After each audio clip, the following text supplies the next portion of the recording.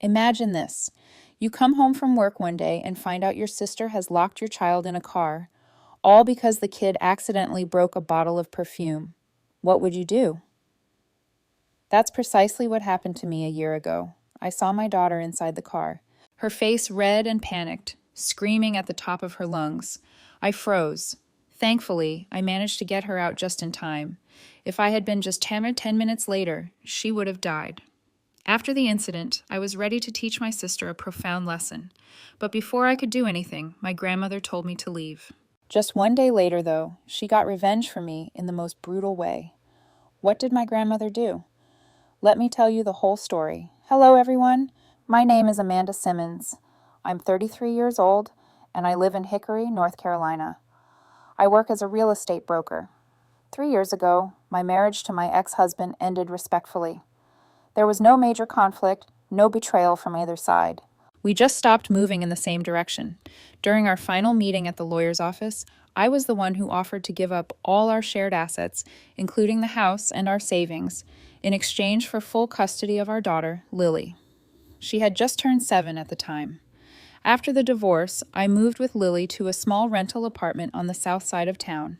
It was a modest place, not a lot of space, just the basics, but it was always tidy, warm, and enough for us to start a new chapter. Even though things weren't as comfortable as before, I made it a point to keep one consistent routine for Lily. We always had dinner at home in the evening, spent time talking, and I stayed by her bed until she fell asleep. I come from a family where multiple generations live close to one another. So on weekends, I take Lily to my parents' house so she could be around more relatives than just me, to give her some sense of what a complete family could feel like. But then one summer day about a year ago, everything changed in a way no one saw coming. I remember that morning like yesterday, a Saturday at the start of summer. The day before, my parents, Richard and Janet Simmons, who lived just a few minutes' drive from my place, had called and asked if they could have Lily over for a few hours. They said it had been a while since they'd spent time alone with her without me around. My mom's voice sounded so excited it warmed my heart. Coincidentally, that morning, I had an appointment to show a plot of land on the outskirts of town to a middle-aged couple. It wasn't going to take more than 2 hours. Usually, I'd bring Lily along like I always did, but since my parents had offered, I said yes without a second thought. Lily loves her grandparents. She happily packed her 3 usual items: a coloring book, an old stuffed bear, and a small pink water bottle I'd bought her the year before. Before leaving the house, I knelt and told her, "I'll come pick you up in about 2 hours, okay? Be good and have fun with Grandma and Grandpa." She nodded and smiled. I left my parents' house feeling entirely at ease. I didn't know that just a few hours later, everything I'd always thought of as usual would shatter, starting with a strange phone call and ending with something no one in my family could have ever expected. After nearly 3 hours of work, almost an hour later than planned, I left the property feeling energized. That morning, the couple officially decided to buy the plot of land I had spent months caring for, perfecting every detail from the layout to the legal paperwork. As I drove back, one thing was on my mind: Lily's smile. She is the most precious gift of my life. But when I pulled up to the house I'd lived in for over 20 years, everything was so quiet it made my heart skip a beat. My parents' car wasn't in the driveway. Lily was not calling Mommy from the living room window. No noise at all, nothing that would suggest a child was inside. I told myself maybe my parents had taken her out somewhere, or perhaps they were inside and didn't hear my car pull in. But when the front door opened, the silence was strange. It was so still I could hear cicadas buzzing outside through the slightly cracked window in the thick heat of a July afternoon. I stepped inside and called out loudly, "Mom? Dad? Where's Lily?" No one answered. A few seconds later, unease started creeping into my chest. My throat went dry. I pulled out my phone and called my mom. After several rings, she finally picked up. Before I could say anything, she said, "Your dad took me to get my nails done. Lily's at home with Savannah." Her words stopped me in my tracks, right there in the entryway. My voice tensed as I asked, "Why would you leave her with Savannah? You know she and I haven't been on good terms." Savannah, my younger sister, was 22 at the time. A few months earlier, she'd asked me for money to go to Bali. I said no. It was a ridiculous request, and ever since then, she had been openly bitter toward me. What worried me even more was that Savannah had never shown interest in Lily since she was born. She'd never asked about her, held her, or bought her a single gift. Any sweet words she ever said about Lily were always right before she wanted something from me. After the brief call with my mom, I stood in the living room, phone still in hand, heart hollowed out by a wave of emptiness. Nothing in me had settled yet, just a jumble of thoughts spinning wildly, not even forming into clear questions. Just as I was about to call Savannah, I heard a faint sound nearby. It was small, a light thud, like something tapping against metal or glass. The garage in my parents' house is just a few steps from the kitchen. The door between the house and the garage wasn't entirely shut that day, only pulled to, so sounds from the other side could still slip through. At first, I thought it might have been the wind rattling the door or something falling off a shelf, but for some reason, an uneasy feeling rose in my chest and made me stop. I turned and quickly stepped toward the garage door. What I saw behind that door is something I will never forget. My dad's SUV was right in the middle of the tiled garage floor, and my whole body froze just seconds after my eyes met the car's windows. Lily was inside. Through the windshield, I saw her sitting in the back seat, crying and pounding her small hands against the glass. Her face was flushed red, her hair soaked with sweat, her little hands trembling, her eyes darting around in full panic. When she saw me, she started hitting the window harder, leaning forward, her mouth opening and closing in what looked like desperate screaming. That sight made me rush to the car, pressing my hands against the window. Lily was crying inside, her tiny palms tapping helplessly on the glass, eyes locked on mine in terror. I couldn't make out her words clearly through the thick layer of glass, but I knew she was begging for help. And then the moment I gripped the door handle, a weak but clear voice cut through the noise of my frantic breathing. "Mommy, open the door, I'm scared, I can't breathe." In that instant, I understood precisely what had happened. The car had been locked from the outside using the remote. The electronic lock system made it impossible for Lily to open the doors, even with the simplest motion inside. The heat was climbing by the minute, nearly 100 degrees, and she was trapped in the middle of it. I wasn't thinking about anything else anymore. My only focus was getting her out. I yanked at the handle. Nothing. I pounded on the window. Still nothing. I looked around and grabbed a short metal rod leaning in the corner. Holding it tight, I gently tapped the glass, trying to get Lily to back away so I wouldn't hurt her. Once I was sure she was as clear, I tightened my grip, picked a spot, and with everything I had, I smashed it against the window. The glass exploded with a sharp, piercing crack. Shards were scattered all over the doorframe. I reached through the broken window. My wrist sliced open as the glass cut into my skin, but I managed to unlock the door and pull her out. I held her tight against my chest. Lily was still breathing fast, her tiny arms shaking in my grip, sweat running down her cheeks, and her sobs stuck in her throat. I sat down on the garage floor, clutching her close, letting her lean against my chest. I didn't say a word. I don't remember how long we sat there. All I know is that in that moment, one thing became painfully clear. The home I'd always believed to be safe, my parents' house, wasn't anymore. After ensuring Lily was still conscious and breathing steadily, I carried her from the garage into the living room and laid her on the couch near the window. Her whole body was still soaked with sweat, and my hand was still bleeding from the broken glass. I've been through a lot in my life. Failed relationships, times when my finances were drained, disappointments I had no one to share with. But the one thing that always kept me going when things felt unbearable was Lily. Not because I'm a perfect mother, but because if I ever lost her, I don't think I could survive it. As I carried her inside, a strange feeling settled in me. It wasn't rage exactly. It wasn't even fear. It was something more precise, the clear, undeniable understanding that this couldn't be dismissed as just an accident. Right then, the front door opened. My parents had just gotten home. My mom walked in, holding up her freshly painted nails to show my dad, still smiling from their trip to the salon. But when they saw me wiping sweat from Lily's forehead and wrapping my bleeding hand, both of them stopped in their tracks. With a panicked voice, my mom asked, "What's going on?" I looked up at them, the two people I trusted most, who had always told me, if anything ever happens, just come to us. Now they stood in front of me, completely unaware that their granddaughter had just barely escaped death. I clenched my fists, trying to stay calm, but I couldn't hide the anger in my voice. Lily was locked in the car. She almost suffocated. Did either of you know that? My dad furrowed his brows at my words and glanced at my mom. She stammered, her voice unsteady. That can't be. Savannah was watching her. I stared at them, stunned. I had left my daughter with them because I believed she'd be safer with her grandparents than out in the world with strangers. And now they were standing there, neither alarmed nor apologetic. A few seconds later, I took a deep breath and with a steady but sharp voice, I said, "If you don't have time for your granddaughter, don't offer to watch her. Don't say you miss her just to leave her in a car like that. If that's what love looks like to you, I don't want it." My mom lowered her head without answering. She gripped the strap of her purse tightly, her eyes darting away like she was searching for something else to focus on. My dad stood upright, hands on his hips, his face flushed red. His lips were pressed tight, and though he didn't argue, his eyes burned with something he was trying to swallow down.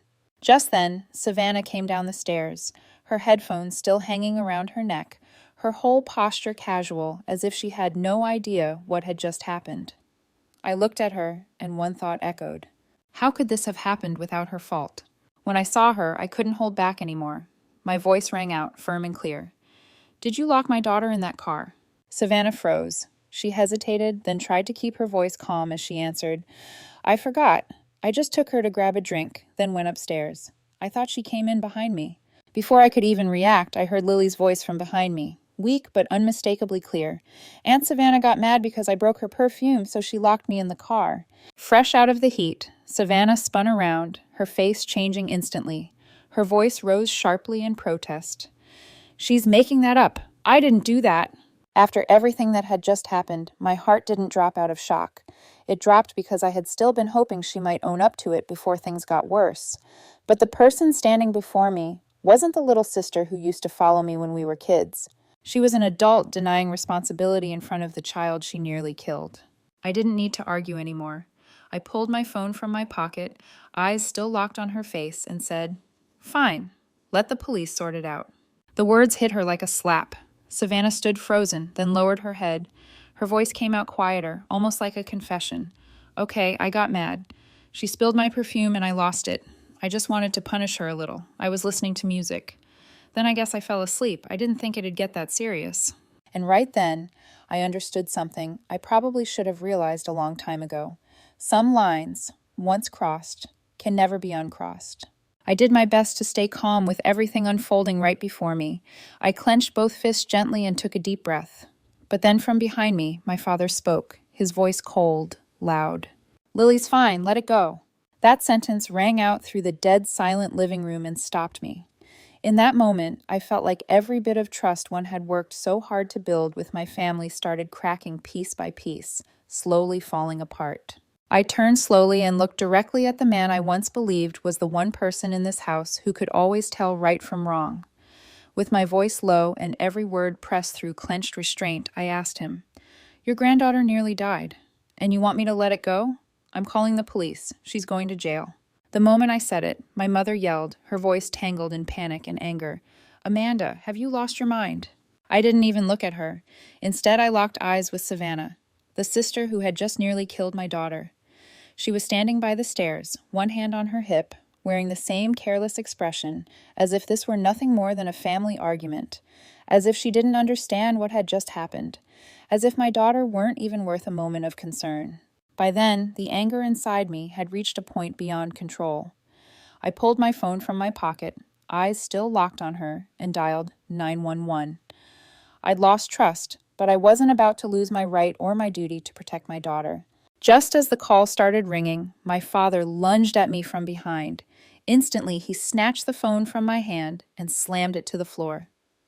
The sound of it hitting the tile exploded through the room, sharp and violent, like something breaking that couldn't be fixed. His face flushed red. He shouted at the top of his lungs, "I said, let it go! What the hell are you doing, Amanda?" After his outburst, the room went completely still. A heavy silence settled, so thick I could hear Lily's short, shallow breaths behind me. I stood motionless for a moment, staring straight at my father. My heart was pounding so hard it felt like it would rip through my chest. But my mind was ice cold, razor sharp. Looking at everything happening right in front of me, I realized one thing with absolute clarity. If I didn't protect my daughter right now with everything I had, I might never get another chance. After staring down at my phone lying silent on the tile floor, the screen dark, like every effort I just made had been crushed inside this house, I felt something inside me begin to fracture. My parents' silence said it all. In this place, the one who makes the mistake gets protected, and the one who stands up for what's right gets treated like the problem. At that point, I was ready to take it all the way. But before I could act, the front door suddenly opened. The oldest member of our family had just come home. It was Edith, my grandmother. She rushed over when she saw Lily lying on the couch, breathing heavily and clutching a half-empty water bottle. She didn't panic. She didn't ask frantic questions. She looked around the room once, then turned to me and asked in a calm, steady voice, "What happened, Amanda?" After she spoke, I told her everything as briefly as possible. When I finished, she turned to my father. Her gaze sharpened, and she asked him, "Is that true?" My dad shrugged and replied, "Savannah just forgot about Lily. Mom, you forget things too now that you're old. Imagine how it is for her." Right then, my mother jumped in, her tone sharp and defensive. She said to my grandmother, "Mom, stay out of this. Just worry about your church work." Something shifted in my grandmother's eyes when she finished that sentence. She didn't answer right away, but I could tell, for the first time in many years, she was furious, and she wasn't hiding it. I knew my grandmother had changed a lot after my grandfather passed away. He died one night at the end of winter, peacefully in his sleep, right beside her. I was only 5 then. No one ever spoke much about it, but she had become quiet since he was gone. She never raised her voice, never argued, always gentle, always soft-spoken, and always kept just enough distance when it came to how my parents chose to raise us. When I was a kid, whenever I was unfairly scolded or cried silently to myself, she'd take me to the old ice cream shop near the town square. Not because she knew how to cheer me up, but because she understood what helped me calm down. That's why I always turned to her whenever I felt like I couldn't keep anything bottled up anymore. And she'd sit quietly, listening with a patience no one else in the family ever had. Maybe that's also why my parents never saw her as someone who would challenge them. To them, she had settled down a long time ago. After she came back into the house, I took a deep breath, turned to Savannah, and said, "If you apologize and promise this will never happen again, I'll let it go." But instead of showing remorse, she fired back louder. "You're spoiling her too much. What if she didn't have a mom? That perfume cost over $1,000, and I didn't even make her pay for it." Hearing her say that, I looked straight at her and said clearly and deliberately, "If that bottle of perfume means that much to you, then what about the money I spent on your college tuition all those years? What about that MacBook you begged for right after I sold that land last year? You remember how much I gave you then?" As I listed off everything I had never once brought up over the years, Savannah seemed caught in a moment she never expected to face. True to her prideful nature, she clenched her fists and glared back at me, eyes full of defiance. Her lips tightened like she was about to shout something. But a loud, sharp sound rang through the room before she could get a word out. It was so solid and so transparent that both of us froze. From that moment on, the silence in this house would no longer be accepted. When we turned toward the sound, my grandmother's handbag was in the middle of the floor. No one needed to say a word. We all understood instantly. The argument had crossed her final line. With a low, steady voice, she said firmly, "Enough. I don't want to hear another word." Everyone fell silent at her words, not out of fear, not even out of surprise, but because the one who had just spoken was my grandmother, a woman who had never needed to raise her voice to make others stop. A few seconds later, she turned around, eyes scanning my parents, and with a calm but cutting tone, she spoke again. "So you think I'm forgetful now? That I'm old and confused, huh?" Without waiting for a response, she continued, each sentence slicing through the room like a blade. "Then let me forget. Let me forget who's my child and who's my grandchild. Let me forget all the times I stayed silent because I believed everyone deserves time to grow. Let me forget how you all just stood there and did nothing, while a little girl nearly died, locked inside a car on a July afternoon." No one answered. My mother lowered her head, eyes avoiding everything. My father's fists were clenched, but he said nothing.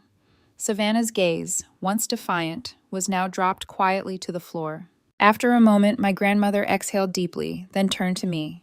Her voice softened slightly, but the resolve in her words stayed firm. "Amanda, pick up your daughter. Take her to the hospital and get her checked. Come back here tomorrow morning. I'll take care of the rest." I stood still for a moment after she spoke. A part of me wanted to stay. to finish it right then and there, but when her eyes met mine, I knew I could trust her. I nodded. Then, gently, I lifted Lily into my arms and walked out of that house as calmly as possible. Behind me, no one said a word. The air felt heavy, like there was nothing left anyone could say, and I knew tomorrow things would not be the same. After leaving my parents' house, I took Lily to the hospital for a complete checkup. The doctor didn't ask many questions when I explained what had happened, but he paused for a long time before saying, "This is not something to take lightly." I understood precisely what he meant, and I had no intention of letting it go.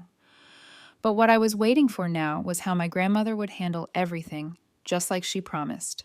The next morning, Lily woke up looking brighter than usual. She said she was feeling fine and reminded me that today was art class at school. She didn't want to miss even a single session. After ensuring she was okay, I took her to school like always. Just before she stepped into the classroom, she turned around and waved. Her smile wasn't whole yet, but it was enough to tell me she was slowly returning to normal. After dropping Lily off, I drove straight to my grandmother's house. When I walked in, she sat by the window at the dining table. The house still held the faint scent of brewed tea, and the sunlight filtering through the thin curtains made the whole room feel naturally calm. After a moment, she spoke, her voice steady, not loud, not soft. This morning, they went out to buy a new perfume bottle for Savannah. She said she'd move out if she didn't get it. I sat in silence without reacting. The only thing I felt hearing those words was a quiet exhaustion tightening in my chest, not because of what she said, but because I already knew. Everything was repeating in the same predictable rhythm, a cycle no one had to steer. And while my grandmother and I sat quietly in that house, something had already begun in the garage, something none of them could have expected.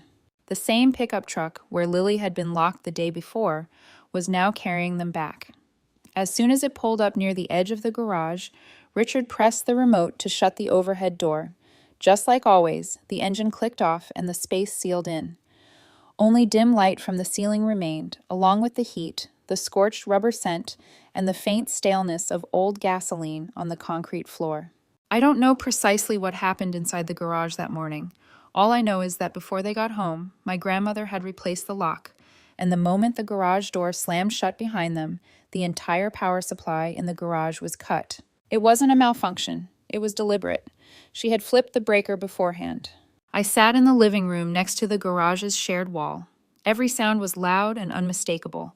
The pounding on the door, the frantic twisting of the handle, the fists hitting the wooden panels in quick bursts. I heard my father shouting her name.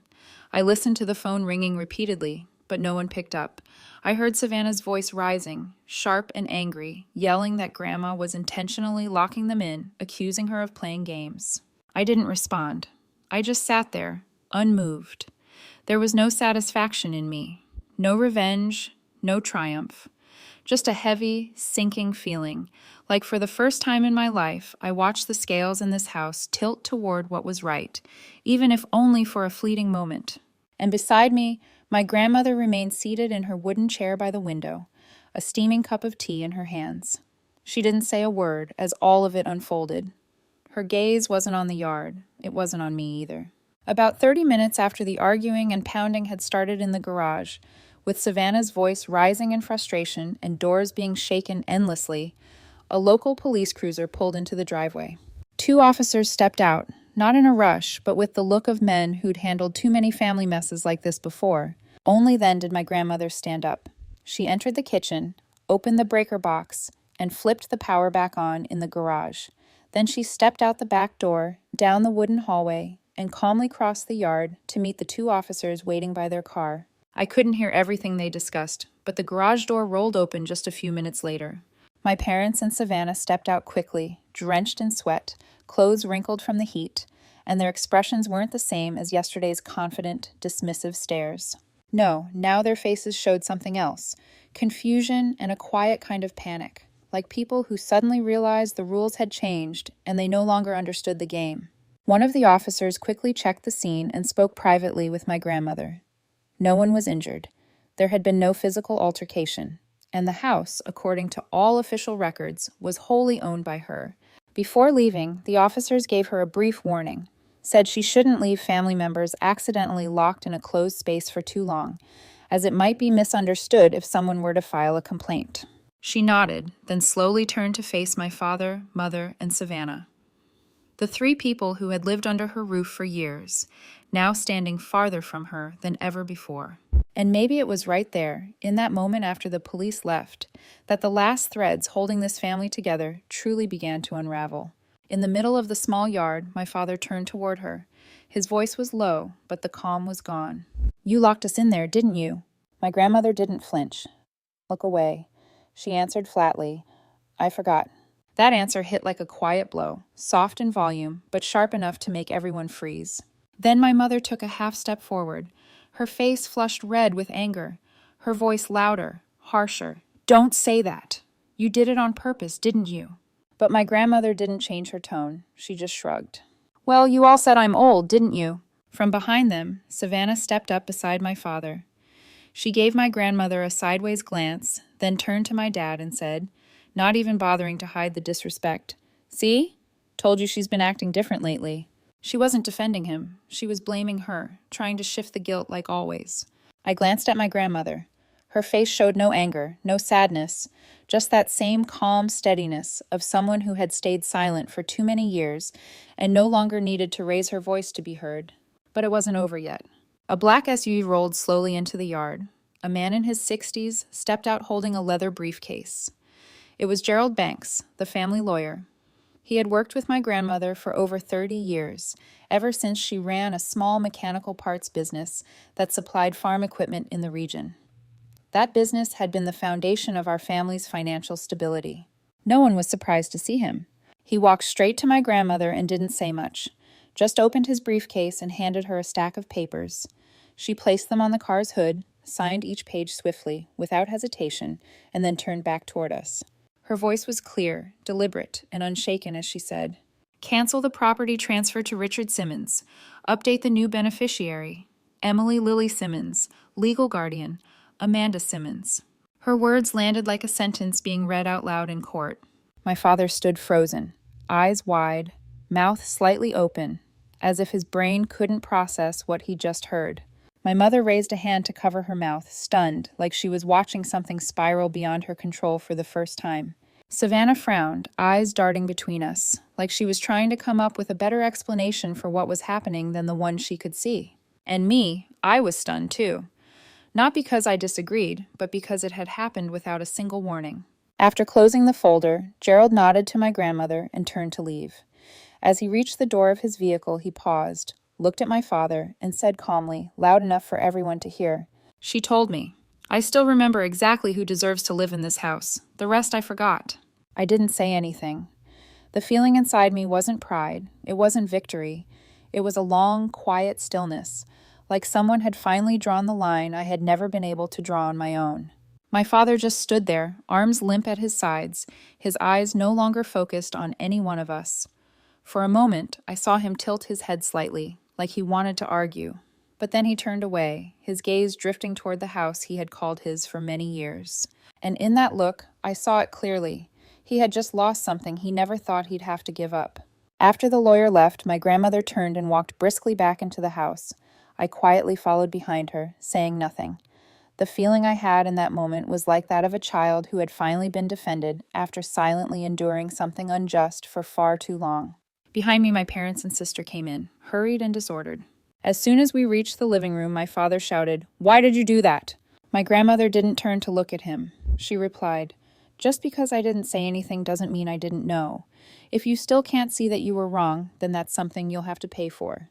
Then Savannah stepped right up to her, her voice bitter and her tone completely unrestrained. She threw out a line that cut deep. "You chose her over your children. So what exactly are we in this house?" A flash of anger lit up in my grandmother's eyes at those words, but instead of scolding Savannah directly, she turned to my father and said, "Look at your daughter. Is this how you raised her? So she thinks she can talk like that to her grandmother?" Before my father could respond, Savannah nearly exploded. She turned back to Grandma, still shouting, "You live in this house and never did a thing for anyone, and now suddenly you think you can lecture us? Based on what?" My father looked genuinely shocked, rattled by the level of disrespect. He turned sharply toward her, voice tight with panic as he barked, "Enough!" But Savannah didn't back down. She faced him directly and snapped, You and Mom used to say the same things about her. Now I'm the one who has to shut up? That sentence hit hard. A direct collision with the very people who had just walked back into the house not 10 minutes earlier. My father froze, like something had just clicked. He looked at his daughter, fists clenched. My mother stood there completely still, as if she couldn't believe those words had come from the same daughter she once called her little princess.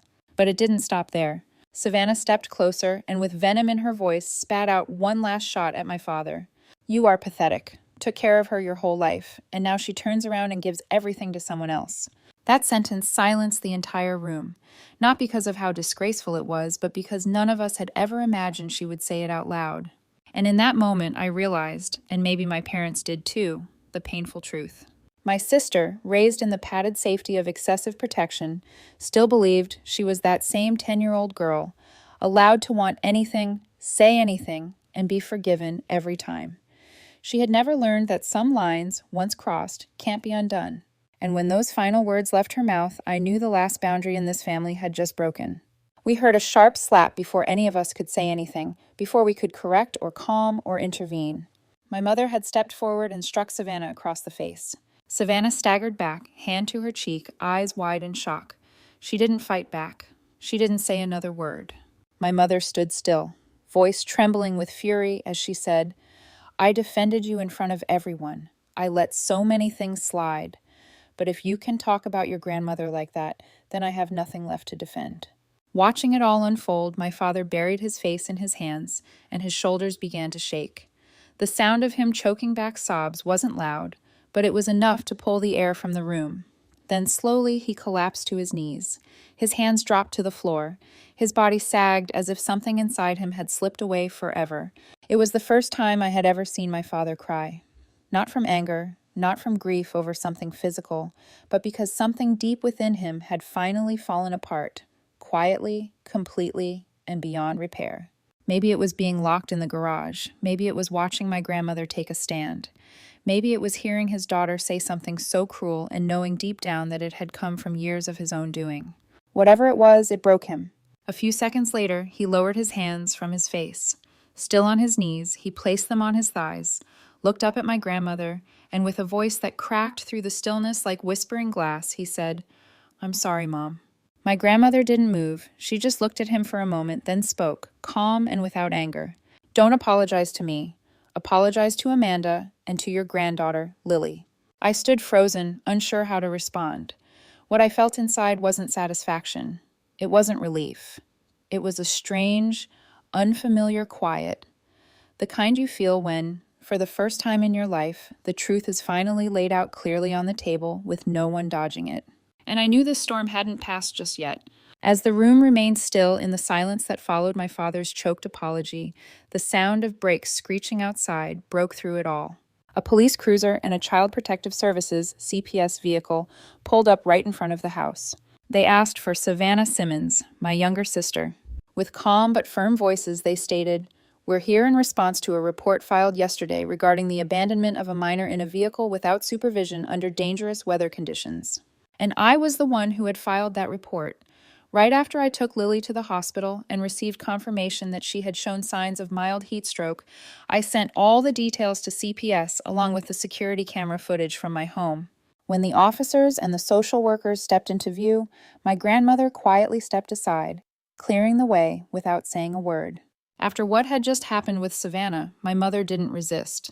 My father stood up abruptly, but only turned his face away, silent. As for Savannah, she staggered, stunned, like she couldn't believe what was happening. She called out to our dad. She called for our mom.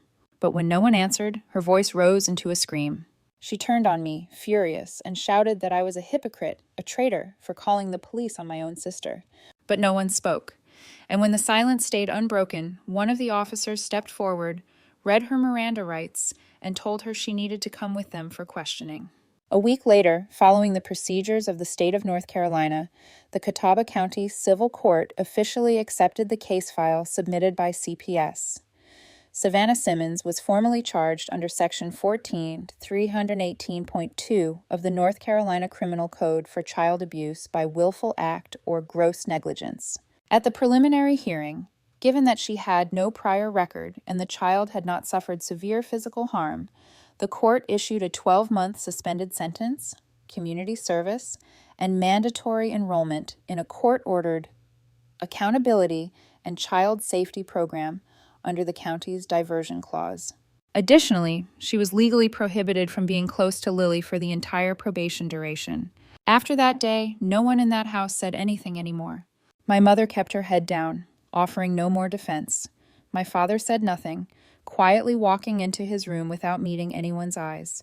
And my grandmother sat by the window holding her Bible, her gaze neither on the yard nor anyone in the house. I knew then that was the last time she would ever have to speak up, the last time she needed to remind them of a boundary they should have recognized long ago, a line that cannot be crossed, no matter the excuse of blood. Today marks exactly 1 year since the day my daughter was locked in a car by her aunt, all because of a broken bottle of perfume. Lily still remembers it, not with fear, but in how she quietly saves every dollar she earns from selling her drawings. Each piece she sells goes into a small wooden box. She writes the amount and the buyer's name carefully on a slip of paper. My family, the same people who once defended Savannah, continue to buy them casually, each at their price, $1, $2, sometimes $10, followed by a soft smile and a quiet, "Almost there, keep going." After everything that happened, one evening I told my grandmother I didn't want the house she transferred to Lily's name. I told her I don't need it. She looked at me, took the last sip of her tea, and replied, "It's mine. I'll do with it what I want." My parents no longer take sides, not because they can't choose, but because they know now the price of unquestioning loyalty has already been paid in full. Savannah is undergoing therapy at a center about a 40-minute drive from my house. I don't call it treatment. I call it a safe pause, a place far enough away that no one feels obligated to defend the wrong one. And no one can force my daughter to face the person who nearly took her life just to keep the family from feeling uncomfortable. And yesterday was the last day I got to sit beside my grandmother. We said goodbye to her after a long sleep. The doctor said her heart stopped peacefully. In her hands was her old Bible, tucked inside it, a photo of our family taken in a time when everyone still sat together, before anyone had stepped out of anyone's arms. Maybe that was the last thing she chose to take with her before leaving this world. Today, I'm sharing this story not to ask for your sympathy, and not to prove whether I was right or wrong in handling it. I'm here to tell a true story about how sometimes in families, the line between love and enabling can blur so dangerously that it puts people at risk. Some may say I was too harsh with my sister. Some may say I did the right thing. But the only thing I know for sure is this. If I hadn't acted that day, if I had chosen to let it go because it's family, then today I wouldn't be able to look my daughter in the eyes without feeling like I betrayed her. So now I ask you, what would you do? If you were in my shoes, would you stand up to protect your child, or stay silent and walk away to avoid family drama? Leave your thoughts in the comments. I'm genuinely curious to hear how you see it. And if the story meant something to you, don't forget to subscribe to the channel to support what we're doing. Thanks for listening. See you next time.